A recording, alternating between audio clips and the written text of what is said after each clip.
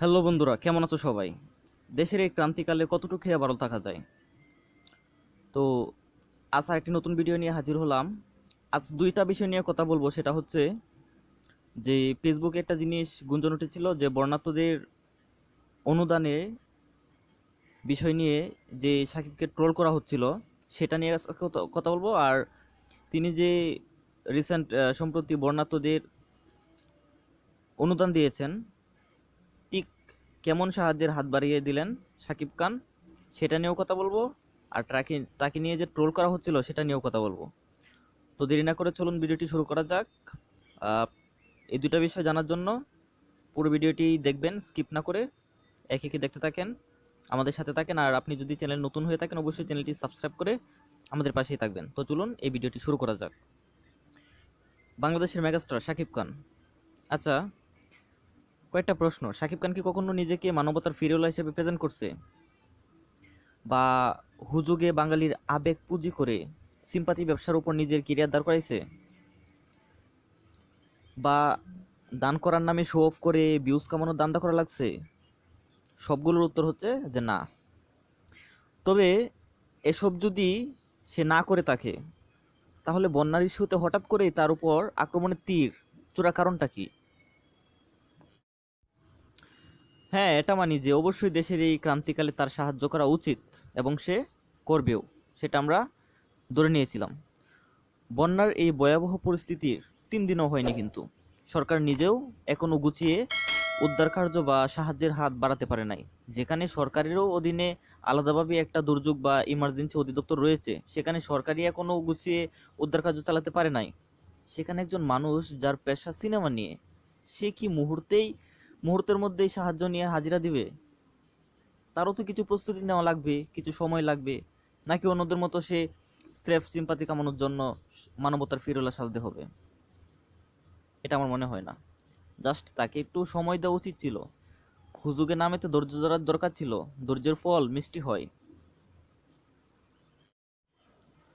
তো কালকেই চোখে পড়ছিল বিভিন্ন ফেসবুক পোস্টে, বিভিন্ন গ্রুপে, হ্যাঁ, তাকে নিয়ে ট্রোল করা হচ্ছে যে বাংলাদেশে মেগাস্টার শাকিব খান এখন কোথায়, দেশের এই ক্রান্তিকালে সে নাই কেন, সে কোনো ফেসবুক পোস্ট করছে না কেন, হ্যাঁ, সে ৫ কোটি টাকা অনুদান দিচ্ছে, এন তেন কত কিছু। তো অ্যাকচুয়ালি যেটা বর্ণাঢ্যদের সাহায্যে শাকিব খানের অনুদানের যে বিষয়টি ছড়িয়ে পড়েছিল ফেসবুকে, সেটি সম্পূর্ণই ভুয়া ছিল। তো বর্তমানে শাকিব খান দেশের বাহিরে অবস্থান করছেন, তাকে দেশের বর্তমান পরিস্থিতি সম্পর্কে অবগত করা হয়েছিল, এবং তার পক্ষ থেকে সহযোগিতা আসবে বলেও জানা গিয়েছিল। তো আমরা সবসময় দেখেছি শাকিব খান দেশের ক্লান্তি লগ্নে দেশের মানুষের পক্ষে সবসময় দাঁড়িয়েছেন। এবারও তার ব্যতিক্রম হয় নাই। বন্যা পরিস্থিতিতে দেশের সকল শ্রেণীর পেশার মানুষ বর্ণাঢ্যদের সাহায্য সহযোগিতা করে চলছেন।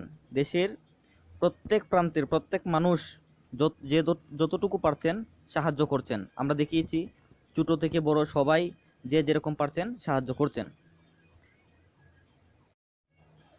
তো সকলের উদ্দেশ্যে বলবো, আপনারা সকলেই সবার জায়গা থেকে বিশ্বস্ত কোনো মাধ্যমে যতটুকু পারেন, যে যতটুকু পারেন, সকলেই সহযোগিতা করুন, সহযোগিতার হাত বাড়িয়ে দিন। তাদের মধ্যে উল্লেখযোগ্য একটা ফান্ড আছে, আসুন্না ফাউন্ডেশন। আপনারা চাইলেই সবাই ওনাদের সাথে শরিক হতে পারেন। তো এখন আসি মূল পয়েন্টে, যে শাকিব খান বন্যার্তদের উদ্দেশ্যে ঠিক কী পদক্ষেপ নিয়েছেন সেটা নিয়ে এখন জানা যাক। আর সেটা হচ্ছে, প্রায় ১০,০০০ বন্যা কবলিত পরিবারের জন্য শুকনো খাবার, প্রয়োজনীয় ওষুধসহ প্রয়োজনীয় সামগ্রী পাঠাচ্ছেন মেগাস্টার শাকিব খান। তার প্রতিষ্ঠান রিমা খারলানের মাধ্যমে সাহায্যগুলো বন্যার্তদের কাছে পৌঁছে দেওয়া হবে। তো কি হলো, প্রায় ১০,০০০ বন্যা কবলিত পরিবারের জন্য শুকনো খাবার, প্রয়োজনীয় ওষুধসহ প্রয়োজনীয় সামগ্রী পাঠাচ্ছেন মেগাস্টার শাকিব খান তার প্রতিষ্ঠিত রিমা খারলানের মাধ্যমে। এই কয়দিন প্রস্তুতি নেওয়া হচ্ছিল, আজ থেকে শুরু হচ্ছে সাহায্যগুলো পাঠানোর। তো সে কিন্তু বিকাশ এজেন্ট, নগদ এজেন্ট, মানবতার ফিরিওয়ালা এসবের দরকার নাই।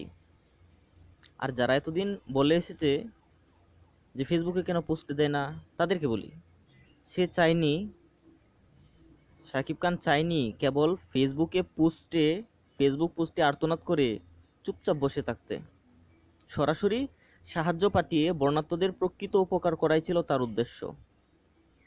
সেজন্যই বলি, হুজুগে নামেতে ধৈর্য ধরে আগে দেখুন কি হয়, তারপর ট্রোল করেন।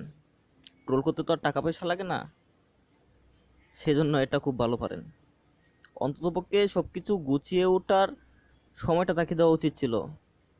হ্যাঁ, তারপর যদি না হতো তাহলে আপনারা ট্রোল করতেন। কিন্তু হঠাৎ করে তাকে নিয়ে এভাবে ট্রোল করা উচিত হয় নাই। তাকে গুছিয়ে ওঠার জন্য যেই সময়টা দেওয়া উচিত ছিল সেটা আপনারা দেন নাই। তার আগে আপনারা ট্রোলে নেমে পড়ছেন। তো অন্ততপক্ষে সব কিছু গুছিয়ে নেওয়ার সময়টা তাকে দেওয়া উচিত ছিল বলে আমি মনে করি। যাই হোক, সে প্রায় 10,000 বন্যা কবলিত পরিবারের কে সাহায্য করার হাত বাড়িয়েছে, সেজন্য তাকে ধন্যবাদ। দেশের এই ক্লান্তি লগ্নে তাকে পেয়েছি আমরা, সেজন্য আমরা আনন্দিত। ধন্যবাদ সবাইকে। পুরো ভিডিওটি দেখার জন্য ধন্যবাদ। আপনি যদি সিনে আপডেটে নতুন হয়ে থাকেন, সিনে জগতের সকল আপডেট পেতে চান, আমাদের চ্যানেলটি সাবস্ক্রাইব করে আমাদের পাশে থাকবেন। সিনে জগতের নতুনত্ব সব আপডেট সবার আগে পেয়ে যাবেন। ধন্যবাদ।